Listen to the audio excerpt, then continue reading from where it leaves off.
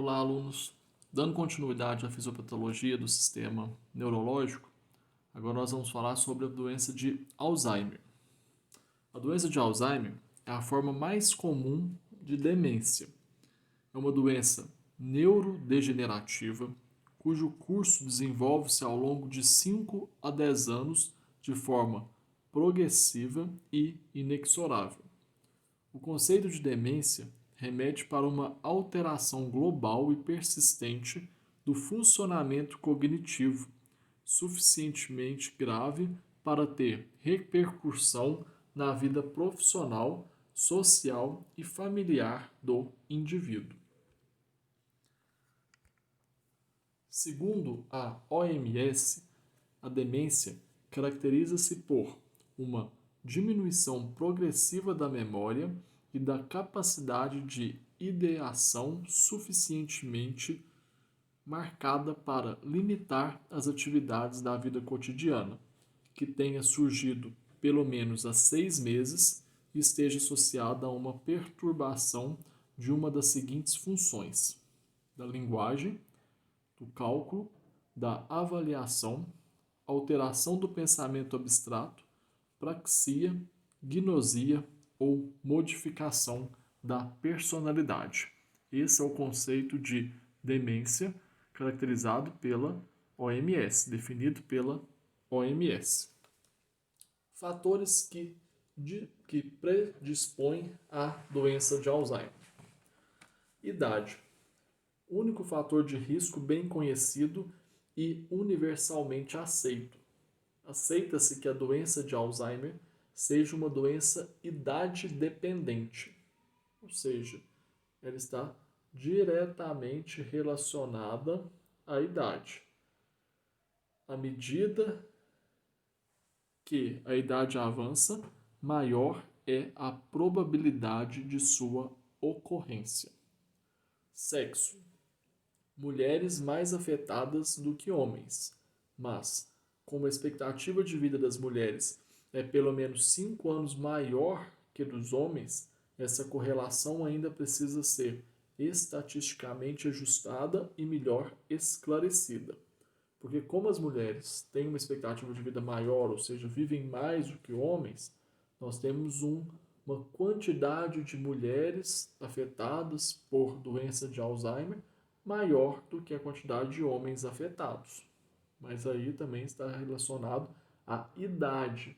Talvez mais a idade, por a gente ter uma maior expectativa de vida das mulheres, do que realmente uma predisposição relacionada ao sexo. Essa terceira predisposição, que é a escolaridade, ela é extremamente contraditória e hoje entra questões de estudos novos que às vezes relacionam que a escolaridade não tem a ver. Mas hoje ainda a gente consegue pensar que o nível de educação parece ser uma proteção para a doença de Alzheimer. Quanto maior o número de anos de estudo formal, menor seria o risco. Os estudos hoje mostram muitas vezes que não adianta às vezes a pessoa ter um grande nível de escolaridade, que ela também pode ter uma predisposição diferente e ter a doença de Alzheimer. Como nós temos vários profissionais de áreas de estudo constante com a doença de Alzheimer, como, por exemplo, contadores, advogados, médicos, engenheiros, enfermeiros, que têm um número maior de anos de estudo e uma profissão que demanda estudo contínuo, ou mesmo uso da capacidade cerebral, que inicialmente nós pensaríamos que reduziria o fator de risco, mas nós temos vários pacientes dessas profissões que estudaram e estudaram por muitos anos da vida, mas que hoje possuem a doença de Alzheimer. Então a questão de escolaridade ela é controversa e vários estudos novos precisam ser realizados para a gente poder ter uma definição melhor sobre essa questão da escolaridade. Fisiopatologia da doença de Alzheimer. A doença de Alzheimer caracteriza-se essencialmente por duas lesões. a placa senil, que é uma lesão esférica extracelular constituída por um núcleo de substância amiloide no centro e por uma coroa de axônios associados às células gliais. A substância amiloide é constituída essencialmente por uma proteína chamada beta-amiloide. A placa senil encontra-se principalmente no córtex cerebral e são marcadas por anticorpos A e beta. Nós temos uma degenerescência neurofibrilar.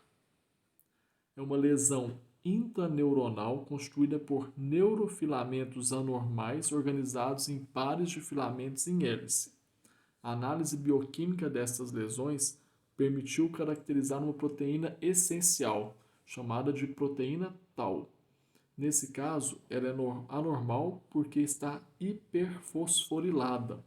Essas lesões estão marcadas por anticorpos anti-T. Então, essa proteína tau ela é importante para a gente poder entender a fisiopatologia da doença de Alzheimer. Os aspectos clínicos da doença de Alzheimer se caracterizam por 3 fases. Fase inicial, que é uma fase assintomática e é impossível precisar a duração dessa fase. Uma fase declarada, que é uma fase sintomática e ela é pré-demencial. E a fase terminal, que já é uma fase demencial mais completa. A fase inicial caracteriza-se principalmente por perturbações de memória, linguagem e psicocomportamentais. Quais seriam essas perturbações da memória? Dificuldade em aprender informações novas, esquecimentos respeitantes a acontecimentos vividos recentemente, tarefas a realizar. Ela esquece o que ela viveu recentemente e também esquece tarefas que ela teria que realizar. Essas perturbações da memória são muitas vezes mal percebidas ou atribuídas à idade, tanto pelos familiares como também frequentemente é atribuída à idade pelo médico. Então é importante observar se o paciente tem, nessa fase inicial, uma dificuldade de aprender coisas novas, informações novas, e se ele começa a esquecer coisas que aconteceu recentemente, fatos acontecidos recentemente, e também ele começa a esquecer tarefas e atividades que ele iria realizar. Então isso é importante nessa primeira fase, além de perturbações da linguagem, que são as mais importantes. Depois, os déficits de memória, devido à sua frequência, são observados desde o princípio da doença em cerca de 50% dos casos. A linguagem escrita é com frequência atingida, mais precocemente do que a linguagem oral. Então, o paciente tem dificuldade para escrever mais do que para falar, mas também já é perceptível uma dificuldade, um déficit na linguagem oral e escrita do paciente. A gente também nessa fase inicial consegue perceber uma desorientação. As referências temporais e mesmo, por vezes, espaciais podem ser afetadas precocemente. As perturbações de atenção constituem a regra geral, com dificuldades em focalizar e manter uma atenção de qualidade. O paciente ele não consegue ficar atento, ele tem uma desorientação importante também nessa fase inicial que precisa ser observada. Na fase declarada, a síndrome demencial já é mais evidente. A perda das funções cognitivas agrava-se progressivamente e o doente perde pouco a pouco a sua autonomia. A sua permanência no domicílio só é possível com o auxílio dos que o rodeiam. Nós temos perturbação da orientação, que são perturbações da orientação temporal e perturbações visoespeciais, que são muito frequentes. Perturbações da linguagem, onde o discurso do paciente é pouco informativo, pobre e já parcialmente incoerente. As perturbações da compreensão tornam-se evidentes e agravam-se regularmente. Além disso, o paciente ainda apresenta perturbações práxicas. Essas perturbações são constantes, pondo em evidência as dificuldades na realização dos mais simples gestos. Essas perturbações vão aumentando de complexidade. Apraxia reflexiva, ideomotora, ideatória e do vestuário. Tudo isso são questões de dificuldade de realizar tarefas simples, que já vão comprometendo questões importantes do dia a dia do paciente. Além das perturbações práticas, temos as perturbações gnósicas. A agnosia visual, que traduz por dificuldade em reconhecer imagens de objetos, e em seguida os próprios objetos na ausência de qualquer déficit visual. Ele enxerga bem, mas ele não consegue identificar objetos. A prosopagnosia é frequente, sendo o paciente incapaz de reconhecer o rosto dos familiares e, até por vezes, a sua própria imagem no espelho. São fases mais graves, onde o paciente não reconhece as pessoas da família, os amigos, quem ele convivia frequentemente, e depois, por fim, ele não se reconhece no espelho. A anosognosia, ou seja, a ausência de consciência de perturbações, é nessa fase quase permanente, tornando difícil cuidar do paciente. As capacidades de raciocínio e as capacidades de execução do doente ficam profundamente alteradas. Ele fica com uma dificuldade tão grande que é mais difícil cuidar desse paciente do que de uma criança pequena. Essas fases, essas características de demência, essas perdas de consciência e perturbações, elas vão ser muito comuns na vida de vocês como cuidadores de pacientes idosos, como técnico de enfermagem. Vocês podem trabalhar em locais onde vocês vão perceber nitidamente todas essas perturbações, todas essas características em pacientes distintos e às vezes acompanhar por um longo período um paciente que vai passar por todas essas fases. Então é importante entender que são processos fisiopatológicos independentes da vontade do paciente. São processos de lesão em placa cerebral. Então, o paciente, às vezes mesmo medicado, dependendo de quando foi o diagnóstico, ainda vai passar por tudo isso, mesmo com a medicação, e é um processo bem complicado, tanto para a família, quanto para o paciente, quanto para o profissional que vai cuidar dele. Então é importante conhecer e entender para cuidar bem desse paciente. Nós temos depois a fase terminal, que essa fase é caracterizada por uma síndrome demencial de grave intensidade. A comunicação torna-se impossível e a autonomia do paciente é nula. Ele é completamente dependente do cuidado de um profissional ou, muitas vezes, por falta de recurso da família, ele é cuidado completamente por algum familiar. Pouco a pouco, o caminhar torna-se difícil, levando ao acamamento permanente e frequente postura em tripla reflexão. A incontinência esfincteriana é total. Aí o paciente, além de acamado, ele é dependente total das funções fisiológicas de urina e fezes. Há uma alteração do estado geral, evoluindo para o estado caquético. Aqui nós conseguimos ver como seria essa deficiência, essa lesão que impede essa neurotransmissão. Olha como que a lesão nesse segundo desenho, nesse desenho de baixo, mostra como que a gente não consegue passar essa informação nervosa pelos neurônios, como a gente viu na fisiologia do neurônio, passando por todo o neurônio, percorrendo o axônio, transmitindo pela fenda sináptica de um neurônio para o outro, quando a gente tem lesões no tecido cerebral, essa comunicação ela não ocorre. É o que leva à doença de Alzheimer.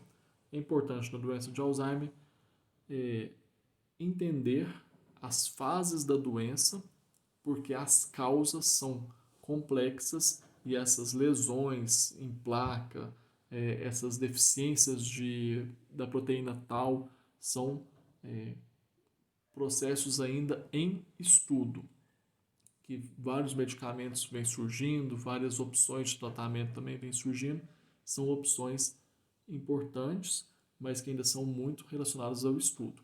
Para vocês, profissionais do cuidado, o importante é entender todo o processo que acontece, toda essa a identificação de como o paciente evolui desde o início da fase inicial até a fase terminal, para prover todos os cuidados necessários e adequados para que ele possa passar por essa doença de forma mais humana e digna, com todos os cuidados necessários.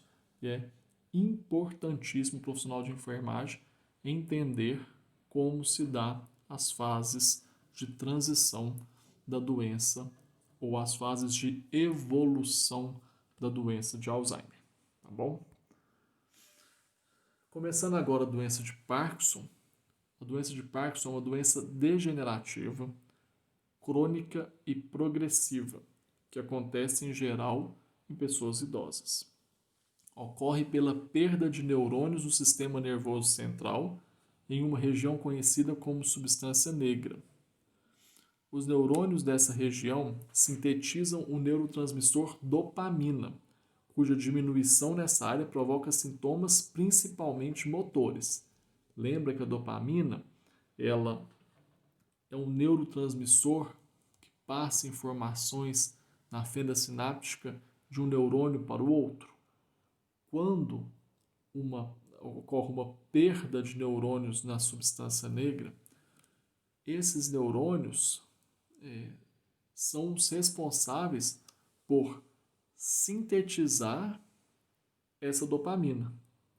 Então, quando perde esses neurônios que sintetizariam a dopamina, nós ficamos sem dopamina disponível para ser lançada na fenda sináptica e transmitir a informação neuronal de um neurônio para o outro. E esses vão provocar sintomas motores, muitas vezes permanentes. Aqui nós temos o exemplo do que eu falei, que que a dopamina está transmitindo uma informação neuronal na fenda sináptica de um neurônio para o outro. Sem o neurotransmissor dopamina, nós não conseguimos ter um movimento normal de transmissão. Então fica um movimento desordenado e a gente vai ter problemas motores relacionados a essa falta de dopamina. Quais eles? Nós temos algumas questões de aspectos clínicos importantes. Nós temos manifestações de natureza não motora, como estados depressivos, falhas de memória, alteração de sono e distúrbios do sistema nervoso autônomo. E temos o comprometimento motor da doença, que manifesta-se numa fase inicial através dos chamados sinais cardinais. Quais são eles? Bradicinesia, que é uma lentidão de movimentos, tremor, rigidez e instabilidade postural. Esses sintomas são os sintomas relacionados aos sintomas motores. O paciente perde a rapidez e a especificidade, a pureza dos movimentos e passa a ter movimentos lentos. O principal sintoma motor da doença de Parkinson é o tremor, onde o paciente começa com tremor leve e vai aumentando esse tremor cada vez mais com a perda do neurotransmissor dopamina. Ele vai ter uma rigidez importante e também uma instabilidade postural, com dificuldade de caminhar, dificuldade de se locomover, dificuldade de, às vezes, de uma posição. Enquanto ele está em pé, ele pode ter algumas quedas ou alguma questão que parece uma tontura, onde ele começa a balançar. São tudo características de sinais motores do paciente com doença de Parkinson. O tremor é o sintoma mais frequente e ele inicia-se nos membros superiores e decorre de perturbações involuntárias numa parte do corpo. Aumenta de intensidade perante condições de fadiga. Se o paciente está fadigado, ele vai tremer mais. Você consegue observar isso também no paciente de Parkinson.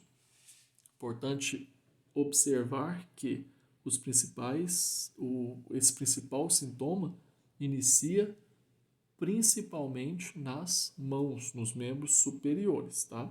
Então já é um marcador importante de conhecer a doença de Parkinson. A rigidez muscular é uma resistência ao movimento passivo.